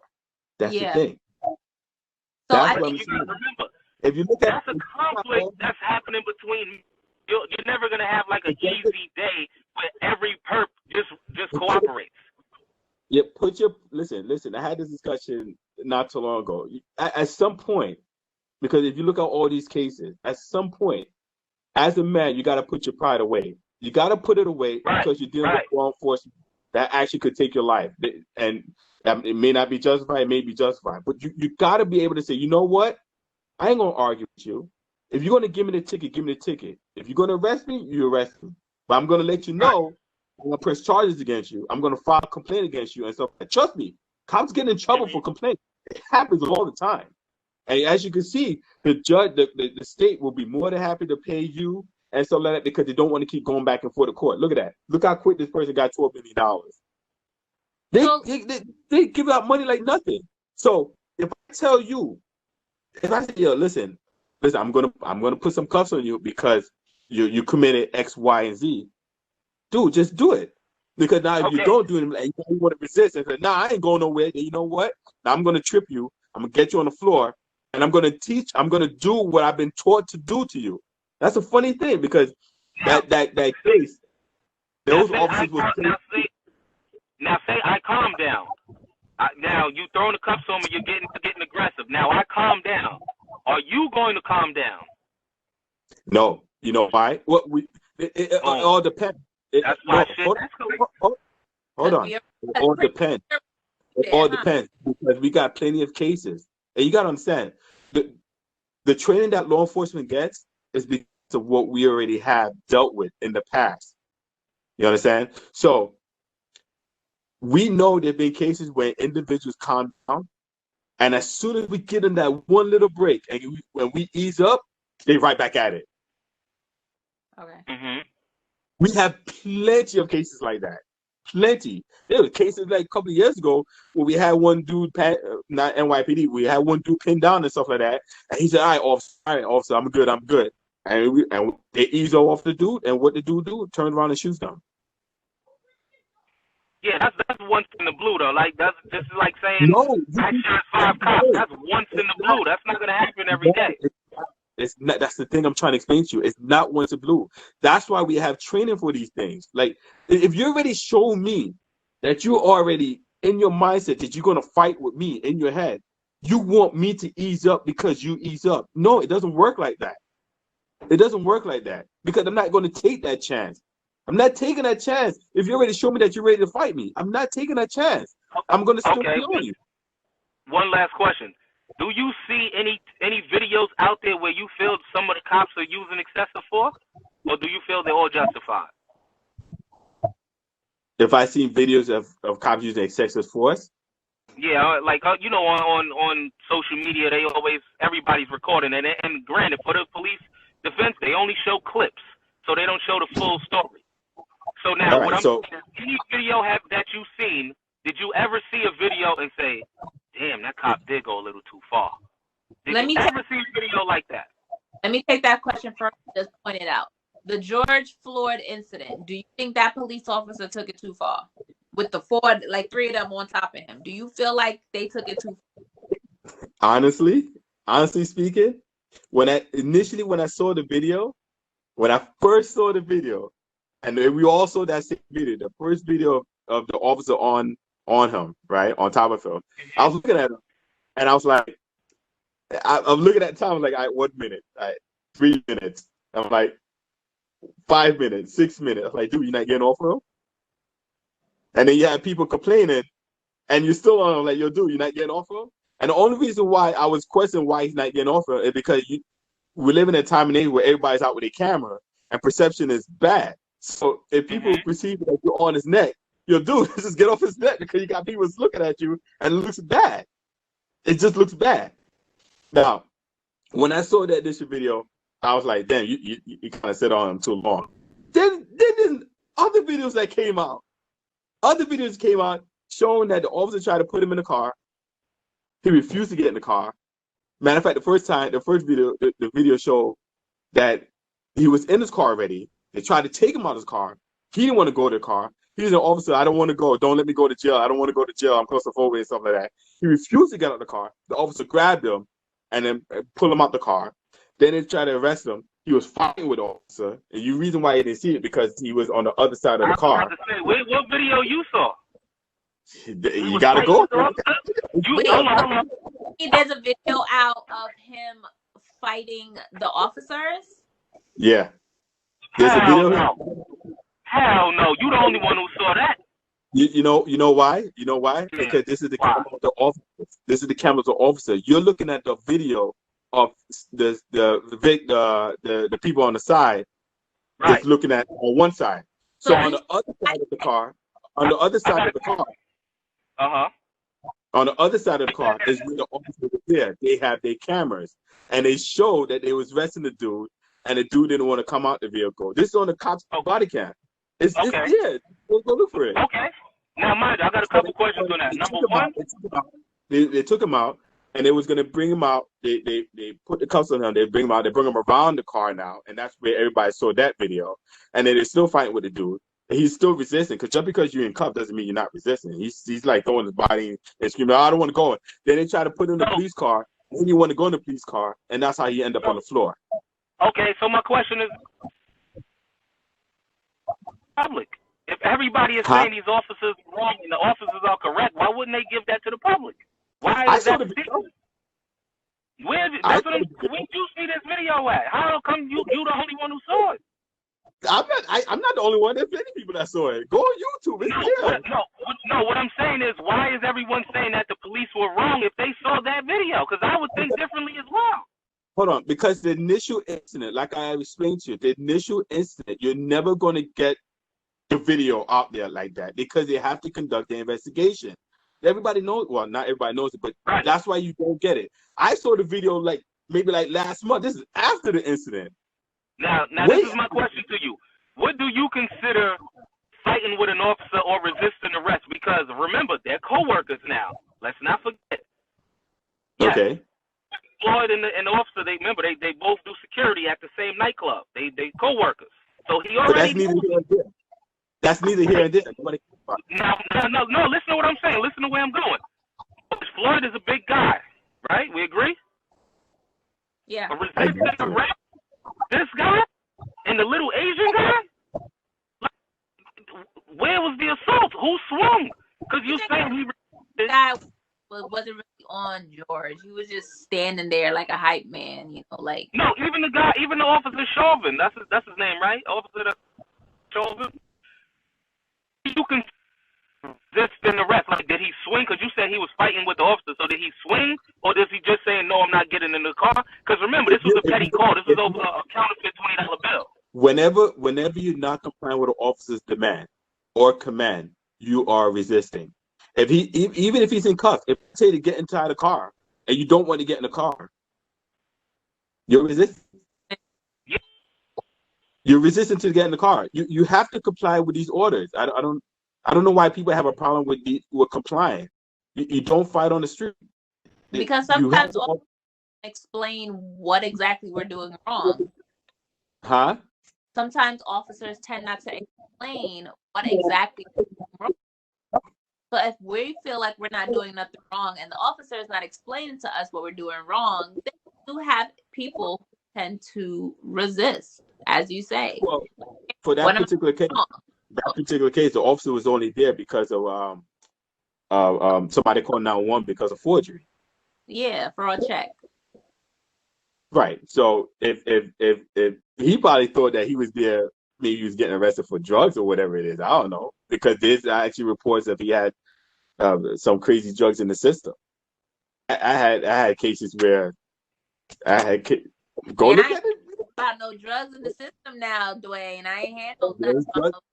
There was drugs in the system. Go look at it. Go look at the autopsy. There was drugs in the system. People when cases like this happen and stuff like that, people see the initial. It goes on for about a week or two, and people go crazy. They riled out and stuff like that. The protests, they had the riots and stuff like that, and they don't wait until everything comes out. And when weeks happen, weeks later, then you start seeing the videos. Then you start seeing the autopsy report and stuff like that. The damage is already done, but people should hold until they see all the evidence. Like I just saw the video. When I saw the video, I was like, oh, I was like. But the problem with that is the public doesn't get to see the full story of it or the full investigation until it's too late. No, like, look how long it's taking now. No, the problem is that civilians don't want to wait for the evidence. Just how wait. long does it take to get the evidence? Because y'all get the evidence immediately, and then y'all have to break it down. The investigators break it down. The cop is sitting there on administrator's leave for it could be sitting there for years until they break it down and talk to eyewitnesses. Because you gotta understand, sometimes you got eyewitnesses, they say, yeah, we're gonna talk and we tell you, then you gotta check their background and check whatever they saying, and then next thing you know, now that witness is saying, oh, I don't want to get involved in it no more. So you just stretch out the whole thing. All right, let me ask you something else. With you being an officer, the law that Cuomo just passed, that the public will be able to see what he said, the transparency on when they're what he said, when there's a crime committed, we get the results back based on investigation of the case in a certain amount of time. We're allowed to see the police officer's background the same way you can see my background. Right. You can see what I got charged with. So if there's 10 complaints on you for being aggressive, now this 11th time you get caught up, we can use that now. Just like if your record is clean, you probably will walk. But here's the problem with that, and this is what I have a problem with. That I really have a problem, but here's a problem with that law that he just passed. So we had when you file a complaint against a police officer, right? Particularly NYPD. I don't know how other states do it. I'm pretty sure they work the same way. But when you file a complaint with a new officer, it goes to CCRB, which is the Complaint Civilian Review Board or something like that. They're not cops. It's just you and Katie. They're regular people. They don't care about cops. So they're more likely to tend to civilians. All right. Then it goes. They investigate it, and then they're like, listen, you guys need to do something. So IAB gets involved. IAB Internal Investigation Board or something like that, and they get involved and they do the whole little background and do whatever stuff like that. They do all of that. So you have all this just a big timeline and stuff like that. Now, when it comes to that thing that he passed and stuff like that, there's this thing called substantiated or unsubstantiated, right? So when substantiated, that means they found the officer guilty. If they find the officer guilty, then they give out what you call it, whatever. That thing that he gave y'all, it doesn't say that. If it's unsubstantiated, that means the officer is found innocent. He didn't do nothing. It's just anybody can make a report on a cop. I was a couple of years ago, somebody filed a complaint because I called him a nigger. Like, dude, I'm black. You're black. I ain't calling you a nigger. What am I calling you a nigger for? I get complaints because I yelled at somebody. He was found. So on the report, this is what I have a problem with. On the report, it doesn't say why the complaint was there, and it doesn't say if the officer was found guilty or unguilty. All you do is just see, oh, he got 11 complaints, and that's it. Right, if he was found. I'm saying people prejudge you because you might have 10 complaints, but I might have gave 10 bullshit complaints on you, so now your record is bad, right? But it tends to do the same thing to civilians. Huh? This is what I'm saying. What I like about it, I'm gonna be honest. What I like about it is that it's fair. It treats you the same way y'all treat me. Regardless if my record is clean, if my record is clean or not, because the officer said I did something, I get charged and found guilty. So now that's on my record now. So now you viewing me. If you pull me over right now, you run me in, and you see I got 2 priors for robbery. More than likely, you're gonna think I robbed somebody, or you're gonna believe the person who said I robbed them tonight. All right, let's not get beside ourselves. If you have not true. Hold on. If I pull you over, obviously there got to be a reason why I pulled you over, right? Right. So if I pull you over, let's say I pulled you over because you have a broken tail light, and I go and I run your name, right? I'm going to run your name. And two things can happen. One, you're going to pop up on the warrant. If you pop up on the warrant, then more than likely you're coming with me, right? Yeah, I already know. When the other car pull up, I already know what it is. Yeah. All right, good. All right, so You're ruining my night when the other car pull up. I know. But you got to understand that if I pull you over, more than likely I'm not going to see what you've been charged with, because it's a car stop. So if it's a car stop, I'm looking at if you're 5'11", which is you're driving without no license, or your license suspended or whatever, and stuff like that. And right on the side of it, it will just say you're wanted. That's that. The only time I get to see your background is when I bring you back to the base and I run you. That's the only time. Okay, so I have a question. What does take so long when y'all running my name in your car? Y'all checking for warrants under the license? We got bad reception. We're waiting for the computer to come up. It could be numerous of things. Oh, because that be making me nervous sometimes. It makes me nervous. I get a little. They be making me think I got a warrant, and I'm like, yo, did I do something? Did I get a ticket? I'll be honest with you. It could be the computer, the system's down. We gotta use a phone now, or the computer in the car is down. Maybe I'm eating my food because I just got it and I don't want it to go cold. It could be. So we gotta wait for you to eat your food. I'm just saying, it could be that. Hey, listen, you work in a hospital, and I'm pretty sure you got if you have a patient that's always really no, patients are more important than our hunger. I'm gonna be honest, and I'm about to show you this. Police show favoritism. You agree? When on the traffic. To who? To people who have PBA cards, DEA cards. It's favoritism, right? It's not favoritism. It's courtesy. Can I get Okay. Yeah, I need to update it one, man. That's a fact. But yeah, I see, because mind you, my a good friend of mine, her father is a retired detective, or he works with the mayor or something. So he gets them every year. He's retired, but he still gets the new ones every year. When I passed my license, this was what the cop told me, because they come every year, so I just keep them. The guy told me, no, give me the latest one with your driver's license, and that's it. They don't every time, which I'm not complaining, let me go. I'm talking about no running the license, no checking the car for guns or drugs, no not. As soon as the PBA car, who do you know? Da da da da da. Boom. 2 minutes, I'm back on the road. And I could have been speeding. I could have ran a red light. It's possible. But if I have this, there's no more checking. So basically, I can have guns and drugs in the car, and if I give this, you're never gonna search. But you need a reason. You need a reason to search. Like, you gotta understand that. Like I said, that everything that goes on between law enforcement and civilians, whenever we get trained on it, is because something happened.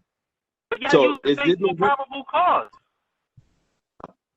We need probable cause to search a car.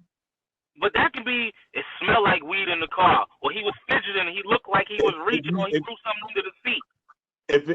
It's called for the movie. Yeah, it's enough to base my suspicion. But what I'm saying, that can be a lie when it comes to the paperwork. You could say that, and we can't prove that. I can't prove that. As of right, no, actually, you'd be surprised. As of right now, do you know that there have been cases where dudes find dudes with guns? They arrest them, they go through the process and all that stuff, and then when they get the case, the whole case falls apart. The cops illegal search, right? So it happens. Illegal search. You gotta, my man beat a case like that. The whole case got thrown out because they broke the glove compartment for the illegal search. So you know that stuff like this happens. So why are you even fighting it? Why are you fighting it for? I need a new PBA card, man. All right, let me hit you with the last question, and the last question is about the police defunding, because as you said, if something happens, they will pay you for whatever. So now they're trying to defund the police and have the police pay for their own problems. Do you agree with that, Dwayne? I think it's the dumbest thing I've ever heard. And the ironic thing is, with all the protests and rioting and stuff like that, you're actually giving us more money. That's the ironic part.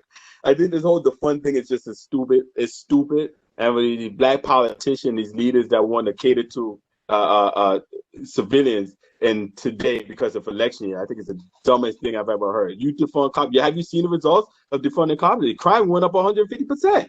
Probably more. It's a dumb thing. Hold on. Not to cut you off, but since you said that, because I've been having this conspiracy in my head that I honestly feel like ever since the of police officers started, I feel like the police officers is like lifting up their hand. I was like, all right, y'all want to take my money, then I ain't working. Well, I will say this. It's not just that. There's a lot of things going on. You have the law that they changed, and they're hammering cops for the littlest things. Not even with a mask, they want cops. It's like any little thing that the cops do, they hammering them. They firing cops. You understand? Me putting my body weight on you to subdue you, to put cuffs on you and stuff like that, to control you. You're not taking that away from me. And not only that, now you take that away from me. If I do that, you're gonna punch me. Like I got family. If you guys was cops, you guys family into. Listen, if you're taking that one little aspect away from me to subdue you, to make sure that I cuff you, you're taking that away from me. And not only that, not only you take that away from me, but you're gonna sue me and then fire me and make it look like I'm some kind of murder and stuff like that. Why would you want me to? Why would you or why would me want to interact with anybody? Right. Now, my thing is this on the defunding of the police. Me personally, I think it's needed. I think it's needed because how else can you affect someone without it being financial?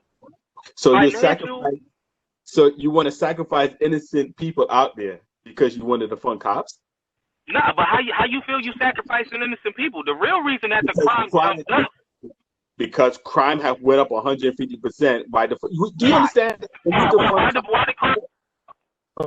When you defund cops, right? You're putting less cops on the street. You understand that, right? There's less cops on the street. How? Oh, I didn't think they took more cops off. I thought they moved them around. Just because they got rid of the detectives, that doesn't mean that the plain locals, I call them. All right, I'm trying to explain something to you. You ask how. Here's how. When you for NYPD, right? We're open 24 hours, 7 days a week, 365, right? So you always have, but the reason why we have cops out there because cops get days off. The reason why you have cops not there is because they're off. Now, if the cops do work, it's overtime. You have extra cops out there. That's overtime. You defund the cops, you have less cops there. You have less cops there, crime goes up. Bad guys know this. They know this. Mm-hmm. So if there's less cops there now on top of that, now you defunding us as a whole. So let's say detective squad where they're supposed to be working to solve a crime and stuff like that. You took away their overtime. Well, they can't stay there. Oh no, you gotta go. You gotta go home. And this happened to me not too long ago. I'm not a detective, but this happened to me not too long ago. A crime happened, and it was like, oh yeah, just give it to Daytor. But what? let me work the scene. No. So are you saying that NYPD is short staffed? The reason they can't handle the job efficiently is because of the overtime? What do you mean handle the job efficiently? Like, are you saying they can't handle the crime rate that's going up because of the lack of overtime? Yeah, you don't have cops out there, and when the cops, but that's what I'm saying. Ironically, because of what's going on, you're still giving us money. You still have to pay us because you put it out there. There've been time where we worked 12-hour shift for a whole 2 weeks with no days off. You need a cop out. Now, this is the thing what I don't like what people are mixing up. You feel that's the reason the crime went up. I feel the reason the crime went up is because of, like de Blasio said, and I'm with him on this. The courts. How can you arrest me for a crime, but then you can't process me in the courts? You have to let me back out on the streets. By law, you can only hold me but for so long. What is it, like 72 hours without seeing a judge or something like that? Yeah, but the problem with that is that de Blasio passed a law where there's no bail. So as soon as you go in, you come back out. It wasn't holding you. There've been cases where you there's a guy that raped a girl. He come back and murder the girl the same night. Like you can't have that. You cannot have that. You're locking up these guys with guns and stuff like that. They come back out These are bad guys. They know what's going on. And then on top of that, they get released and they get baseball tickets. So what? This is the thing. What Oh, okay. I think what Tony's trying to say, do you believe that the crime rate is going up because of police officers, but because of the fact that the courts are closed? These people are talking about, you know what, fine, I'm gonna get arrested, but I'm gonna be right back out to finish the war. I'm telling you, from being in the street, the courts are 70% of the reason. I'm telling you, I know some people who do crimes, get arrested, cannot get processed because there are no courts. You cannot hold them but for so long without them seeing a judge, so you got to let them back out. So they're doing the crimes again and again and again, and the police are falling back. So y'all say it's the overtime. They fall back for a lot of stuff, but it's also because of manpower. It's manpower. Listen, so, if you have about 30 cops, right? You got 30 cops, and they come down and start and they say that, oh, we're defunding you and stuff like that. You can't put 30 cops out there. You got to put 20 or whatever it is, because now there's budget cuts. You got the captain looking at it, and he's making sure he's paying attention to all the overtime that's going, because it goes back downtown. Now the chief, the deputy inspector, and those people are looking at the overtime, and you can't have that any overtime. That's why it's counterproductive, because when the crime is up there, you have to put the cops out there. These perps know that. Right. Now I agree with that, but this is the thing when it comes to the defunding of the police. This didn't even go into full effect yet. They started it, but it's not in full effect, so I don't know why everybody's acting like they're taking so much from the police. This really doesn't go into effect till April 1st. Dude, you see it as it's not in effect. I'm seeing it as it is. As an officer, I'm telling you, this is what's going on. The OT getting cut like that? Yeah, it's OT. It's OT. And then look, I work in the projects, right? Mm-hmm. I work in the projects, and you have money that's supposed to, and then on top of that, you have the COVID stuff that's going on also too, which is right. So you would get overtime because especially summertime, because we all know summertime it gets crazy. We all know that. Let's not right. So you need the extra cops there. Especially in the hood. You need the extra cops, especially in summertime. You ain't gonna have that because they have a budget cut now. Now they got to stick to that budget cut because now they have to explain why you have extra cops sitting out there. You have to explain. And then it gets down. That's why I said this whole thing is political. It's so nonsense. The whole political selection season, and these politicians are catering to black folks' emotions and stuff like that. And it's just bad. It's just bad. So you're taking away resources from NYPD. Now I get one of the arguments is that I take some of the money from the NYPD or police department, and then we can stick it to some youth program and stuff like that. I think that's a cool idea. That's a cool idea. But when you start to play around with that money system, because this is a whole general, you're talking about patrol, talking about the helicopters, you're talking about K9 unit, you're talking about the mounted unit, you're talking about detective squad, SVU, Special Victim Unit, you're talking about the cops that work with ACS. You're dealing with a whole bunch of. It's not just cops. It's not. But this is the thing. When you word it, it makes it seem like they're gonna shut down all of those departments. I'm not saying shut down. No. It's less people. In each specialized unit, there's a certain amount of people that you need in that unit. If you start playing around money, you got to stop. You can't have that many people anymore. You just can't. Right.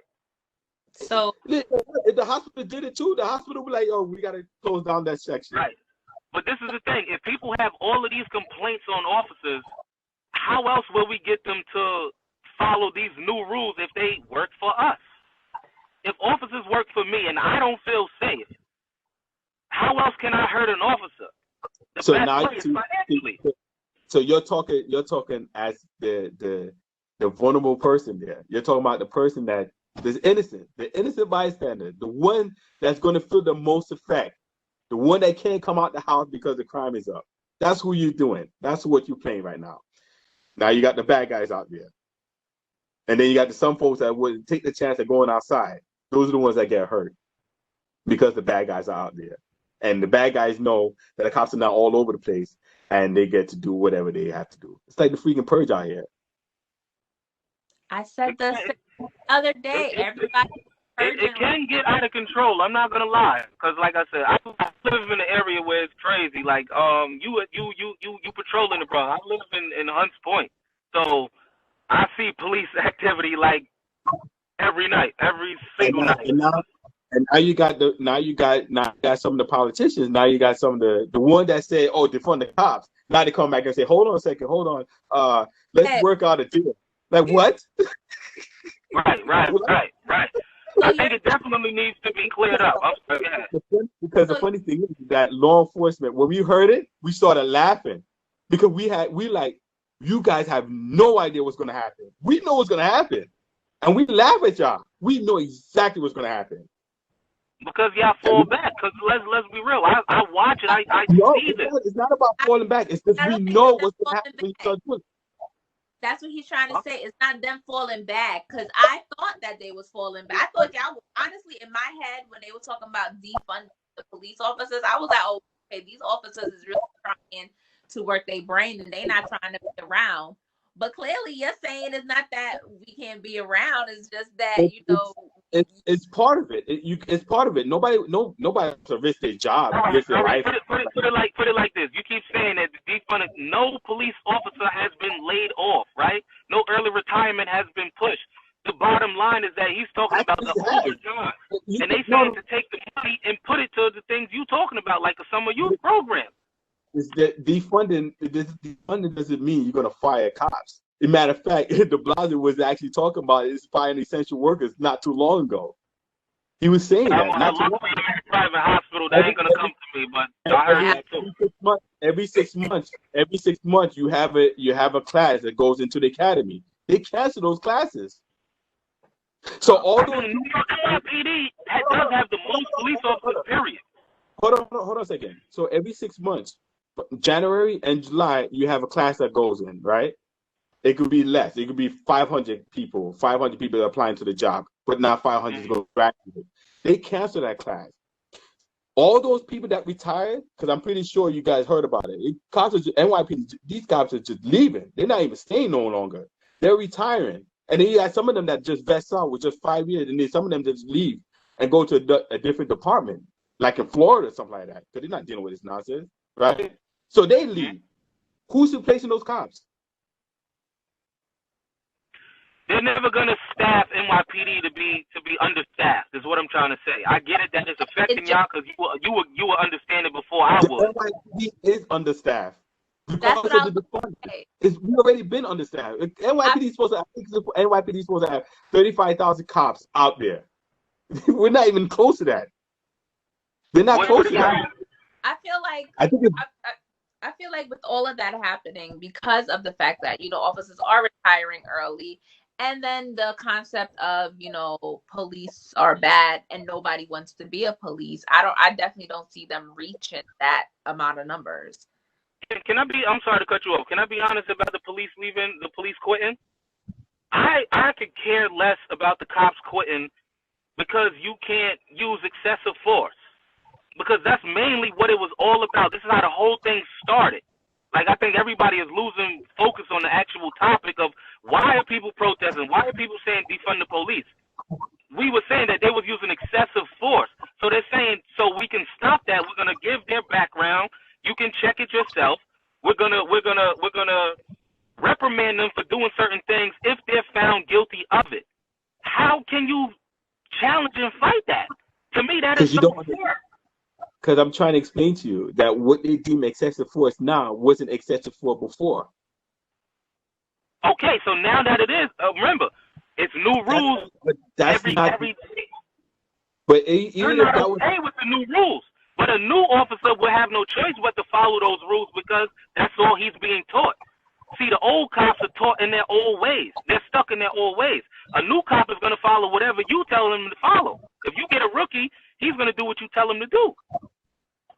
Rookie, go bust his head open. He's probably going to bust his head open. You tell him don't do that, he's probably not going to do that. But if you get a seasoned officer, he's going to, no, I'm not doing that. We never did it like that, and that's it. Listen, The excessive force that you're talking about, when an officer put his body weight on an individual to subdue him, to control him, and stuff like that was not excessive force. You take that away from a law enforcement. There's really no way to control somebody. There really isn't. It's a matter of your man or woman. But then you can physically really hurt somebody or take their life, because I just said if that was me being aggressive and then I calmed down, you said you wouldn't. So you forcing me to fight back now. If you read the guidelines of this thing that they gave to us, if you even perform CPR, you can lose your job. That's how stupid it is. Well, see, that's what I'm saying. You got a different outlook than me, because I don't see how the hell. I'm giving you the guidelines. You put your body weight. You put any type of anything that constricts somebody's breathing and stuff like that. Anything, you're losing your job. You put to take away from, but if you're helping. Listen. See, you went to the throat. You went right to the throat. I'm talking about sitting on somebody's chest, holding somebody's chest, putting your body weight on somebody. MMA players and MMA fighters do this all the time. Pretty much that, like pinning them down. You pin somebody down. That's the core of subduing somebody. If we have to get to the point where if you're refusing and I need you to comply with me, and we ask you on the floor and I have to hold you down.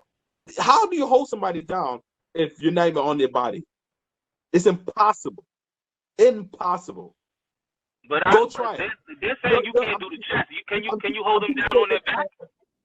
I'm pretty sure you're married or you have a girl. When you finish with this conversation, go home and you tell her, I'm going to hold you down, but I'm not going to put my body weight on you. I'm just going to hold your hand. And tell Katie how that went. Tell me you was able to hold her down. No.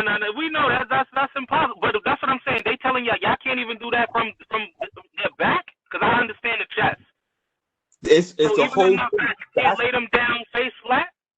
You can't lay them down on their chest. Can't do anything. You can't put your body weight on their back. You can't hold them. It's like the only thing that you can actually touch on them is their hand and their leg and their thigh, because obviously the thigh is not. You can't do nothing. So because now let's play fair, because there's gonna be some people who will resist. How are y'all supposed to apprehend the suspect if they are resistant? Because what are y'all supposed to do? Tase them? Thank you. So, and tasers not even 100% effective. Especially winter's walking away from that. You're right. Winter is coming around right now, and people wearing heavy coats and something like that. That taser ain't do nothing. Hell yeah. Right. That taser ain't do nothing. See, we need the full guidelines of what's the rules, because I have my point of view, and you have a different rules. Like just like with the case, you see different evidence than I do. I never heard half the stuff you were talking about in the case. So yeah, that's what I'm saying. I never seen it. I will find it and I'll send it to Katie, and then she'll send it to you. But it's on YouTube. I think that's how it was on YouTube. Well, we're just about to wrap up, guys. Yeah, I gotta run anyway. Before we wrap up, once again, Dwayne, thank you for taking the time to do this. Tony, thank you so much. I just want to give you guys an opportunity just to get some stuff off your chest. Dwayne, if you have something to say, you start. I'll say this real quick. 2019, 14 black unarmed black individuals got killed by law enforcement. 25 white unarmed. 2018, 25 white unarmed people got killed by law enforcement, 23 blacks. In 2017, 22 black unarmed black individuals got killed by law enforcement, 31 people, white individual unarmed, got shot. So this whole Black Lives Matter, this false narrative that like LeBron just came out the other day and saying that black people are being haunted and so it's nonsense. That white people are getting killed. He was saying that black women are the most unprotected. Huh? He was saying that black women are the most unprotected. No, recently, just 2 days ago, he just came out and said black people are fear coming outside the house and being haunted by law enforcement, which is bullcrap. The point is that the reason why you don't hear about white people getting killed because it doesn't sell for media. What sells is white officers killing black people. But if you go back and do the research and run the stats, you'll notice that white people get killed more than black people. Okay, now this is my thing to that. If the officers know that, like, why wouldn't they put that out there? Why would they keep that negative stigma on them when they know the facts that can clear their name? Like, I don't understand that. If the officers know that is true, right? Why would they let people think and put this negative stigma on them that they're out attacking and harming black people as a goal, when in all honesty it's the exact opposite? If more white people it's up to you as a civilian, as an American. It's up to you to find out what's factual. No, because how would I know not to even look? What if there's more Asians being murdered? Why would I look? You understand what I'm saying? I need something to go off of. The reason I'm thinking blacks are being attacked because that's the reason. That's the way I'm being pointed to. Right now, we're looking. The climax is white against black, particularly white officers against black people. So it's up to you. It's up to you as an individual, as a civilian, as an American, to say, all right, the media is pushing all this. They're pushing all this narrative. They're also pushing the narrative that black people commit a lot of crimes, right? That we just do crazy stuff. Wouldn't you want to look at the stats and say, wait, what's really going on? It's up to you. Right, but you have to have some type of vision to even look that way.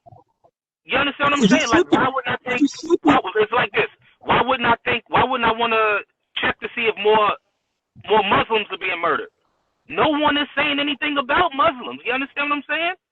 Somebody it doesn't sell. It's not selling. It don't sell. So whatever the media is pushing, you have to look at it. Whatever the media is pushing, you have to look at it and say, hold on, what the hell is going on here? All black, all white officers going out there, like LeBron said, and going after black people. Hold on. Let me get this straight. You basically saying that it's because I know you said the murder numbers, but I'm saying excessive force. Are you saying that's used equally or more on whites than blacks? Or I ain't saying nothing about the murder numbers. That's what I'm saying. He was just running numbers on. That's what I'm saying. I know. That's what I'm saying. I know you gave the murder numbers, but I'm saying, are you basically trying to say that it's equal? Unarmed kill. Those are what the numbers I'm giving, and those based on those numbers, the narrative is saying that black people are getting killed more than white people. White people are not getting the same system, getting the same treatment and stuff like that. That's what I'm trying to show you. What I'm trying to show you is whatever the media is saying, which is that white cops are going out there and just killing black people, and black people are scared for their life. They're running around and they don't know what to do. And then you got Black Lives Matter sitting out there and they say, oh yeah, we getting killed out here by these white officers, systemic racism. These white officers, the KKK, and the bull crap. Look at the numbers. White people are getting killed by law enforcement higher. And then some people say, oh, that's because there's more white people than black people. No, you can't do it based on population. You do it based on police interactions. That's what you base it on. That's statistic. You do it based on police interactions. You only have that. Public doesn't have that. The public could have it. Go research. It's there. Where are you getting this information from? Because you looked this up, or was this given to you as in you being a police officer? No, trust me. The only stuff I get as a police officer is what goes on in my area. If there's somebody being raped, so you took the time to look this up. Nobody brought this up to you. No, I looked this up. Go look it up. It's there. FBI database, ACLU. There's a whole bunch of stuff out there with the stats that show. So I feel like you're gonna keep going back and forth. Pretty much, Dwayne is saying, do your research. Don't listen to the media. I mean, you can listen to you can use the media as your reference guide. Whatever they give you and stuff like that, just cross-reference it. Go look it up. Research what they said, because sometimes the media will leave some information to sell to make it look good. Listen, I don't disagree with that at all. But my point of view, I have seen and I have witnessed too far. I have witnessed illegal searches. I have witnessed a lot of stuff that we would not do in another neighborhood. So that's where all of this transpires from, huh? You see what they want you to see. No, I'm seeing it because I was there. No, when it comes to the media and TV and stuff, you see Personally what they want you to see. witnessed. All the personal stuff that you see, like in the hood and stuff like that, yeah, that's on you. Nobody could tell you about that. The media came and said, "Oh yeah, that's not going on the hood." Which some of them like, oh, there's no crime going on the hood. That's what these black politicians be saying for the bull crap. All right. I have one time they had a black activist come into the nicer projects and something like that because she wanted to see how bad it was. And when they come, they clean up her room, they clean up her apartment, they make sure there's cops sitting out there. So when she leaves, she's like, "Oh no, there's nothing going on out here." Bull crap. Yeah, take cops sitting on you, making sure nothing happens to you. They don't know. And then they go back and be like, "Oh no, there's nothing. Everybody's good. They don't need extra funding and stuff like that. Everybody's good. The plumbing is nice. They got good paint." So all those people that have been sitting there for 30 years, 20 something years, when the paint is chipping and stuff like that, finally complaining against nicer, it goes down the drain because they're like, "Oh, crap!" Because I went in my apartment and everybody taking care of it.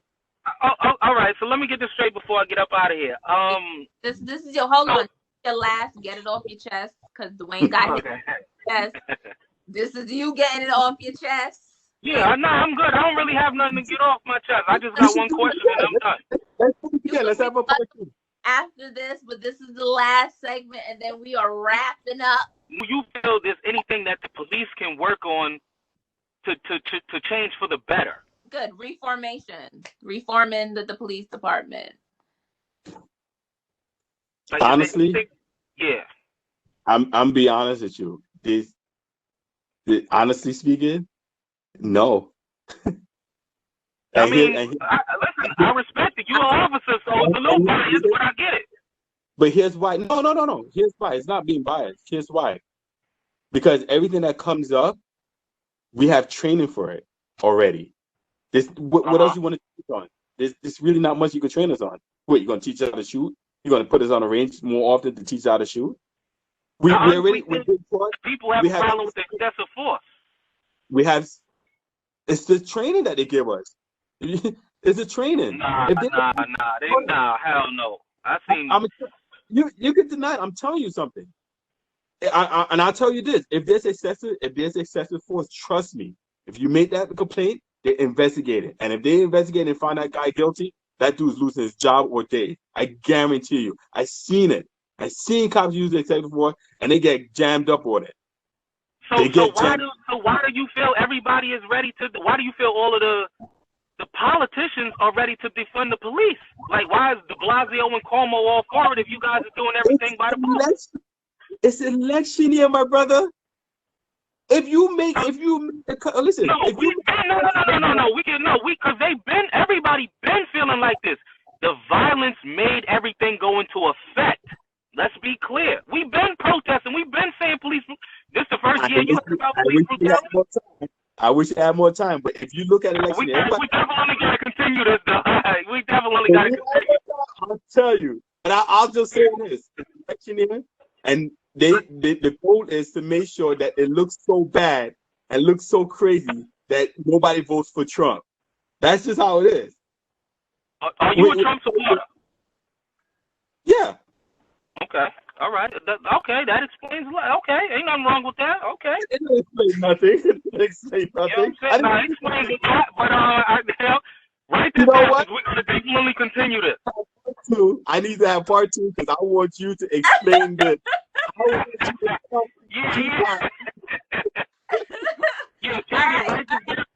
Guys, thank you so much for this. Listen, guys, thank you for watching. Let's go.